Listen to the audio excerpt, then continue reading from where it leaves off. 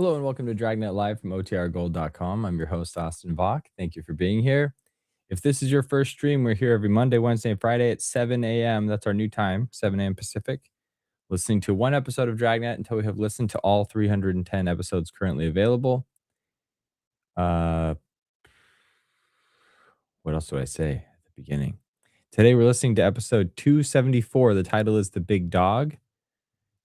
And in today's episode, we're Detective Sergeant assigned to homicide detail, and an elderly man is threatening an entire neighborhood with a shotgun. He says he's going to use it to kill a man. Our job is to take it away from him. Today's episode originally aired November 16th, 1954. All right. Hope you guys are having a great week so far.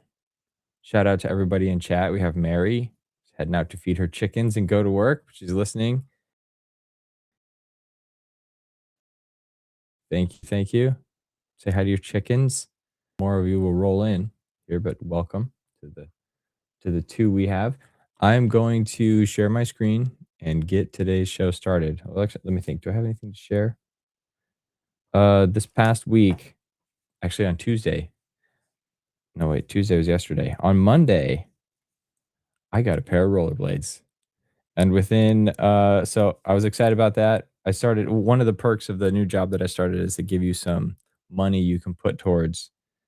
It used to be strictly fitness equipment. Now it's like, can pretty much get put to anything else, but it's not handed to you in cash. It's got to be like spent on something, which is both kind of cool and also a little bit sad because my default would be to just take the cash. But the cool thing is it forces you to buy something that you maybe otherwise wouldn't buy. And so I bought rollerblades, and I had them as a kid, and I even bought some a couple years ago, but I bought like I bought a cheap set, and I used them around my neighborhood. And when I came back, one of the wheels was gone. Like it just fell off mid ride and I didn't even notice. Fortunately, it was their inline skates with four wheels. It was one of the wheels in the middle. So I didn't lose like, front and back balance. But I thought, maybe this isn't an item I should cheap out on. So I set those aside for a couple years, but then I didn't buy another set until this week or last week, but they showed up on Monday. And I went out and I was going around in my neighborhood, and I fell within probably 3 minutes of having them on. But I was smart and I had a helmet and I had my wrist pads because that's what I was most afraid of. Was if I'm landing, I'm going to try and break my fall with my hands. And thus far, haven't broken a bone. So I just knocked on my wooden desk here. I hope to not break any bones. And I fell and I was able to stop myself, but I hurt my shoulder just a little bit. There's a little bit of soreness. But and then I was busy all day yesterday. So I'm looking forward to getting back out there and becoming a world-class inline skater. Hey, this little dude woke up. He's right over here, but buddy, you should go. Okay, I'll deal with that later. Anyway, that's my tangent for today. But while I was blabbing, we had more people show up. Chris, Sam, Alfredo, welcome. Chris says rollerblades started in Minnesota for hockey players to keep going in the summer. Yeah, I was watching a video of a guy showing like how to stop without the little brake pad because I've never been a fan of tipping your foot back to use the little brake pad. And if you look at all the pro inline skaters, they don't do that. They have other like power stops and stuff. So I was watching a YouTube video on some how to stop, and it was this hockey player. His legs were just huge, but he was in inline skates showing you how to stop. So I'm a big fan. Okay. Anyway, with that, let me share my screen and get today's show started. This is the Rollerblade / Dragnet Live show. Here we go. Episode 274, The Big Dog.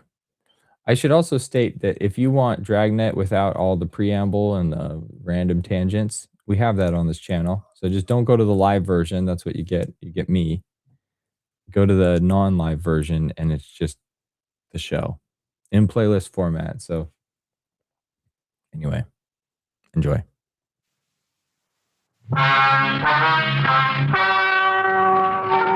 Ladies and gentlemen, the story you are about to hear is true. The names have been changed to protect the innocent. Dragnet.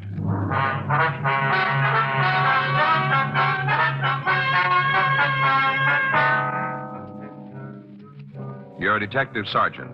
You're assigned to homicide detail. An elderly man is threatening an entire neighborhood with a shotgun. He says he's going to use it to kill a man. Your job, take it away from him.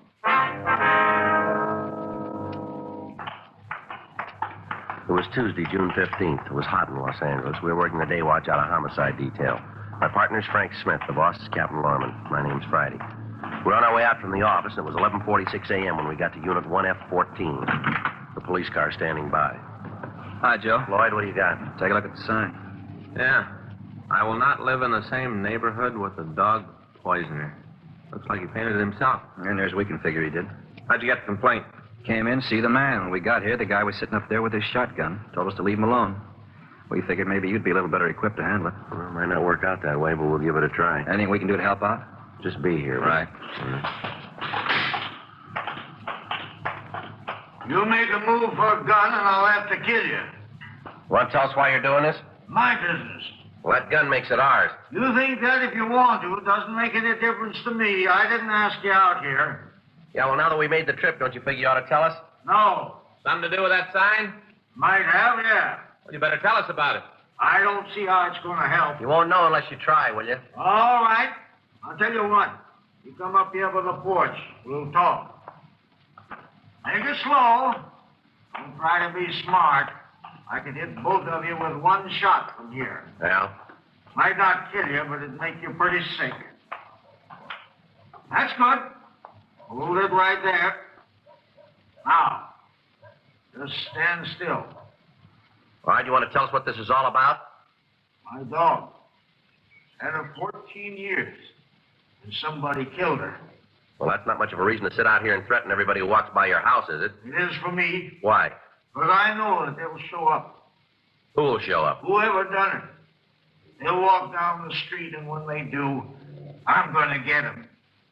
Now, you know we're not going to let you do that. I don't see that there's much you can do to stop me. If you know who killed your dog, why don't you come downtown and make a complaint like you should? Evidence. What's that? Gotta have evidence. Yeah, well, you must have a lot of it to be ready to kill a man. Now, we'll see. Who do you think poisoned your dog? I don't know, but he'll be by. Anybody else live in that house with you? No. There's nobody inside, huh? I told you there ain't nobody. Used to be Queenie, but not now. This is a picture of her. Beautiful. I'm going to tell you something, old-timer. What? You can sit there and think you got this thing under control, but you haven't. Is that right? Yes, sir? Maybe you better take another look. I've got the gun. Yeah, well, it might be that way. But there's 100 more that are going to keep you from committing a murder out here. That's a hard word to use, isn't it? No, because that's what you're figuring to do, isn't it? How do you think you're going to stop me? You bring that gun up into firing position, and I'll show you how I'm going to stop you. All I'm trying to do is to pay back something. I don't want to hurt anybody else. Look, mister, why don't you tell us who you think poisoned your dog and why? We might be able to do something for you. Because I don't think it'd help. Well, why don't you give it a try? He was poisoned. I saw her come home. I saw her crawl right up that walk on her stomach, dragging her hind legs. Yeah? Oh, you wouldn't understand what she meant to me. She was like a person, someone to talk to. She was a lot of company. This book here, written by a man who knew. He understood. Yeah, well, all that may be fine, but you got no right to sit out here with that shotgun. This man knew about dogs. Art McIntyre. Who's that, sir? Old McIntyre? I want you to listen. This will explain just what I'm doing here. Hold it. Hold it right there. I'll drop this book and kill you. Now, I want you to listen to this. I want you to listen carefully. Brothers and sisters, I bid you beware of giving your heart to a dog to tear. So wrote Kipling in an excellent elegiac. I happen to be a dog lover who does not believe in that warning. 8 of the happiest years of my life was spent in the almost constant companionship of a devoted dog. When he was taken from me, cruelly but with merciful swiftness, it was a terrific heart wrench. For 2 days, I grieved inconsolably. For weeks, I walked the streets at night, trying to get hold of myself.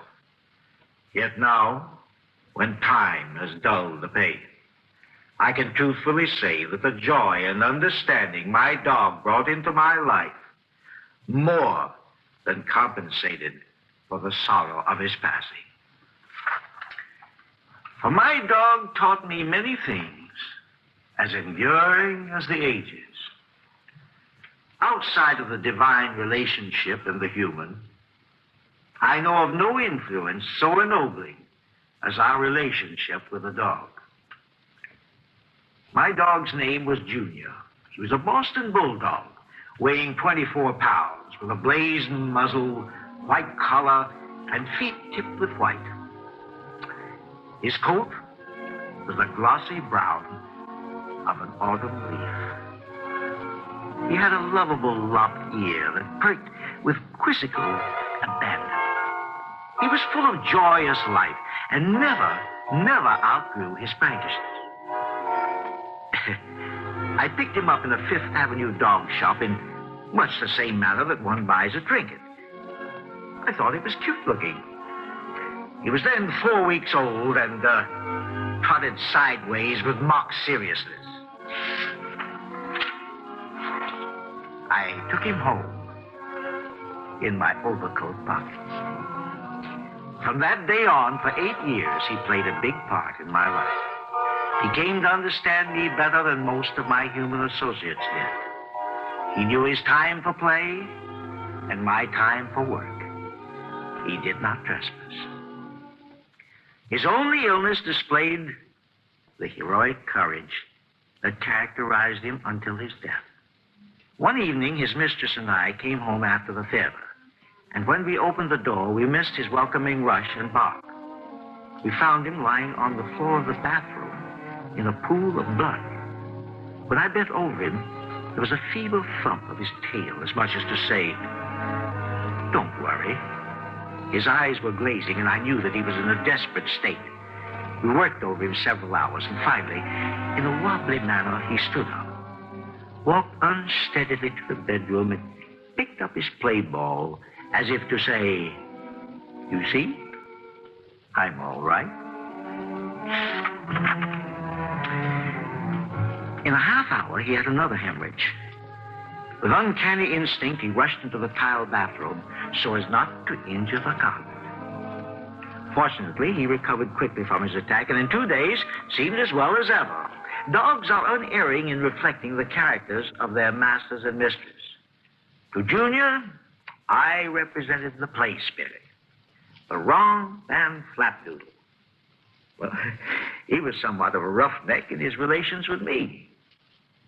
But with his mistress, he was always gentle and careful. One of the important lessons Junior taught me was to have more faith in my fellow beings. I had for years knocked about as a newspaper reporter and had acquired that veneer of cynicism that is typical of the craft. I'd rather smart alecky attitude of having to be shown. Now, I am the average human being, as likely to err as the rest. But I found that with Junior, because of his implicit faith in me, I never attempted trickery. I could not bear to abuse that rare confidence. And this set me to thinking that if we humans displayed the same faith in our fellows, we should be less likely to have that confidence abused. I come to the final chapter of Junior's life with tears that are shed unashamed. As I have said, he was my constant companion for 8 happy years. My longest absence from him was when I was in Europe, where the quarantine regulations are so strict that it is quite unfair and selfish to take a dog there. Junior, like all good dogs, was faithful to the end. He died obeying my command, which made his loss all the more tragic to me. I left him after his evening romp and was away until shortly after midnight. Upon my return, his greeting was, it seemed to me, especially joyous. It was so joyous, in fact, that it indirectly led to his death. Shortly before I arrived, a servant had taken him out for a walk. But he was so glad to see me, and he loved so to go out late at night without a muzzle or a leash on, that I humored him, and we went out again together. At that hour, there was very little traffic on Fifth Avenue, and Junior ran far ahead of me. He had been trained to wait at curbings when unleashed until he received the command, go. Then he would race across the street like a flash. At the corner of 44th Street and Fifth Avenue, I stepped to the curb, looked both ways for signs of traffic, and seeing none, shouted, go. Junior was off at a bound. At that instant, a party of reckless joyriders in a heavy touring car swung madly around the corner, and both wheels on one side passed over his body. There was a jeer of derision as the car shot northward, the taillights gleaming red in the night. Junior staggered to his feet, and as I lifted him in my arms, he looked up with his soft, pleading eyes, begging for the help I could not give. Hailing a taxicab, I hurried to my hotel a few blocks away. But before I reached there, he had died without even a whimper of pain. He lies buried today in the picturesque little dog cemetery on the sloping hills of Archdale, New York. Above him are the green grass, the whispering trees, and a stone carved with this inscription, Junior, faithful to the end.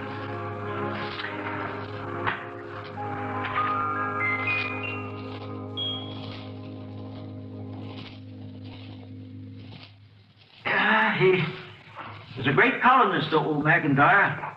Yes. Now then, we'll all just wait. For what? The man who poisoned Queenie. You're expecting him, are you? He'll be by. This is going to be something different for you two. How's that? You won't have to look for the man who kills him. Friday, see you a minute? Yeah, Lloyd. What do you got? We checked the old man through R&I. You find anything we can use? No record. How about the neighborhood? Well, Perkins and Henry checked, talked to the people on the street. Yeah. The news we can find out he's pretty near a hermit. Doesn't have much to do with anybody. No close friend? No, none that anybody knows about. He gets one piece of mail a month, evidently some kind of check. Mm-hmm. We talked to the manager at the grocery down the street. Collins does all his shopping there. What do you have to say about that check? It's from an insurance company, some kind of annuity. Anything else? No, rest of the book's empty. Mm. Now, where do we go from here? Find some way to get that gun away from him. Any ideas? Well, if we could find the poisoner, it might give us a break. If there is a poisoner. No, Lloyd, I believe him. Anyway, it won't do any harm to shake the neighborhood. If we pick the guy up, maybe the old man will settle down. It's a big job. Yeah, well, that's a big gun. 12:07 p.m. We contacted the office and made arrangements for additional cars to start a thorough search of the area. It was just an outside chance that the dog poisoner might still be in the neighborhood somewhere. The crowd on the sidewalk had gotten larger, and the uniformed officers were having trouble keeping order. While I was talking to the office, a middle-aged woman broke through the lines and ran toward the porch and Peter Collins. Pete! Pete Collins! right, hold it right there, lady. He's a friend of mine. Yeah, well, he won't be if he pulls the trigger on that gun. What are you trying to do, Pete Collins? What? What are you doing to our street? I don't know what you mean. We were all sorry when Queenie died. Wasn't anybody on the street didn't want to do something. That's nice of you. You sit here with that gun trying to turn this street into a shooting gallery, and none of us are with you. You know why I'm doing it. That don't make it right. We had a meeting last night. All the people in the neighborhood. Tried to think what to do about getting you another dog. I don't want no other dog. Grow up. Put that gun away and grow up. You get out of here. Right now. You get out of here and tell your friends that I don't need them. None of them. You go tell them that, will you? All right, come on, I'll be over here. Joe? Yeah. Just talked to the office. They're sending out more men, gas guns. Anything on the poisoner? No, still looking. Lady, what do you know about him? Oh, he lived next door for 16 years. You live alone all that time? Yeah. I think he was married before he moved here. Yeah. All he had was that old dog. Just the two of them. You have any idea who might have poisoned the dog? We'd all like the answer to that one. Ma'am? Queenie's not the first one. There's been 13 others. Hardly a dog on the block that hasn't gotten sick. We've done about everything we could. It isn't easy. What do you mean? The way the law is. What? We checked into it. You did, huh? The way the law reads, in order to prove poisoning, you got to see the person throw the bait. Yeah. There's none of us got time to sit around the back fence and watch people walking down the alley. Mm-hmm. But even if you do see the person throw the bait, you can't just go in and arrest them. All right. The law says you got to have part of the bait. Well, that's hard to do. Mm-hmm. Makes it almost impossible. You been to the authorities, have you? Yeah. SPCA, police. They've all done what they could. Dogs keep right on dying. We've even thought of maybe hiring somebody on our own. You know, sort of a special cop. Yeah. Oh, it seems a shame, don't it? Ma'am? Poor old man. How could anybody get low enough to poison his dog? That's what he wants to know. Joe. Yeah. You better leave, lady. Oh, yes. I guess there's nothing more I can do here.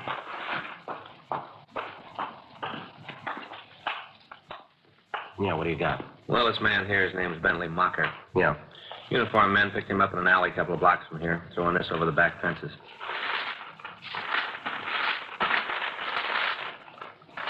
Meat, huh? Yeah. That him? That the man?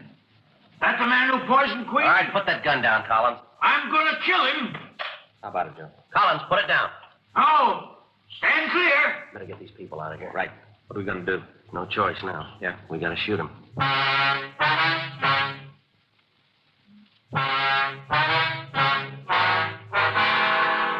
12:24 p.m. In spite of the precautions, it began to look as if we wouldn't be able to take Collins' gun away from him without physical violence. As he raised the shotgun, cocked it, and pointed it at Bentley Marker, all of the other officers in the vicinity were ready to stop him. Collins, you use that gun and I'm going to use mine. Put it down. I'll shoot through you to get to it. Yes, sir, you're going to have to. What's going on here? You got no right to do this to me? How about it? Did you poison his dog? He's crazy. He'll kill me if he gets a chance. Just answer me. Did you poison his dog? What if I did? Answer the question, mister. All right, I did. I poisoned him. You've been dropping poisoned meat all over this neighborhood, haven't you? There ain't anything you can do about it. 14 dogs killed around here. Did you do it? Pests, that's all they are. Good riddance. That's the way it looks to you, does it? Sure, rooting around the yards, barking and yowling. No good, any of them. You all through? I could go on for hours about them.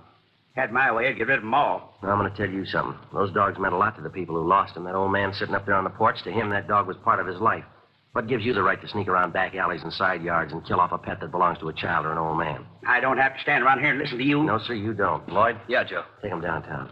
What for? You got no law to hold me. Yeah, well, maybe we can find one. In the way you talk, you think dogs are better than humans. In your case, they are. Come on, let's go. Frank, Yeah. tell him to stand by with the gas. Yeah. No other way, huh? Now I'll make one more try. Right. I'll bring up the heavy stuff.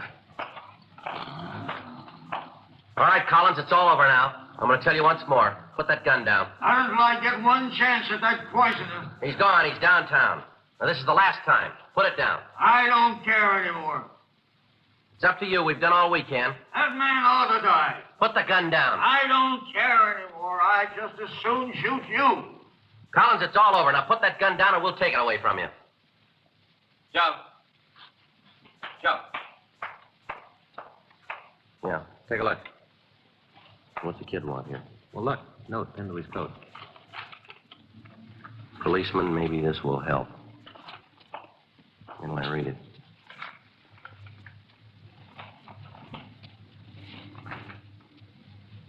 Did you read this?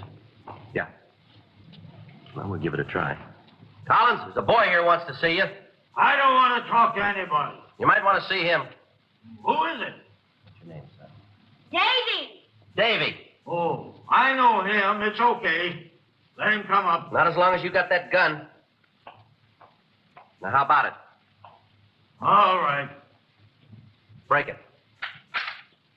Take the shells out. Now, toss them down there on the lawn. Now, let that gun slide down the porch steps. Come on.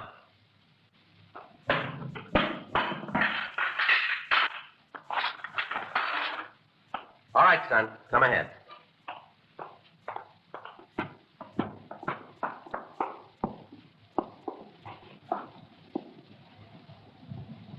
Davy? What'd you want to see me about? Ma said I should give you this note. What's in it? Well, now, the quickest way to find that out is to read it, isn't it? Huh. My dear Mr. Collins, as you well know, all of your neighbors are dreadfully sorry you lost your Queenie. I know this one may never take her place, but please give her the chance. Oh, yes, it's a little girl. Your neighbor, Mrs. Tom Evans. You want to see the puppy? Well, Come on, son. Let's unzip your jacket here. Here. Okay. There you are. It's a little girl. Just a puppy. That's right. Yeah. Queenie's collar doesn't fit too good. Mm-hmm. Think I'll have to get another one. No, I wouldn't worry about that. Huh? She'll grow into that one.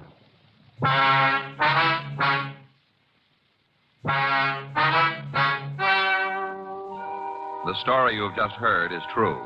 The names were changed to protect the innocent. On July 12th, trial was held in Division 68, Municipal Court, Los Angeles Judicial District.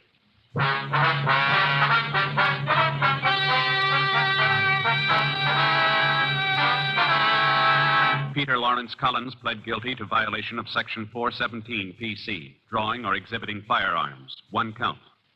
Extenuating circumstances and lack of a prior record led the court to be lenient.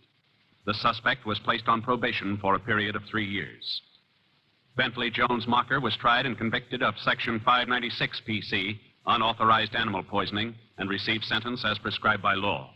Violation of Section 596 PC is punishable by imprisonment in the county jail for a period not to exceed 6 months, or a fine of not more than $500, or both such fine and imprisonment. Ladies and gentlemen, we are grateful to the McNaught Syndicate Incorporated for granting permission to read excerpts from O.O. McIntyre's article entitled, What My Dog Taught Me. You have just heard Dragnet, the authentic story of your police force in action, and starring Jack Webb, a presentation of the United States Armed Forces Radio Service.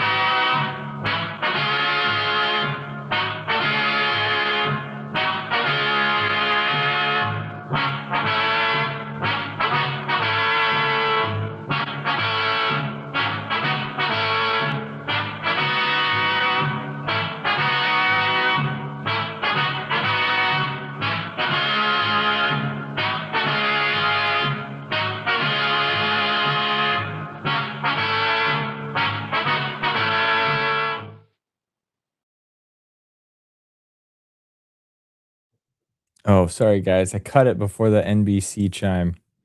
The music ended. I saw the end pop up, and I did it. My apologies. That was a different episode. They got permission to just read somebody's story about a dog. I love dogs, but that's not what I was expecting. Okay, well, wishing everybody a great Wednesday. I gotta get going. But we'll be back on Friday. And let me check my calendar for next week, just so we can confirm if we're gonna be on at 7 Monday, Wednesday, Friday next week. Checking right now.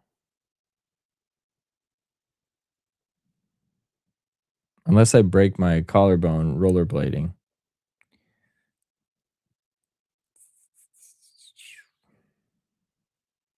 Okay, Monday at 7 is good.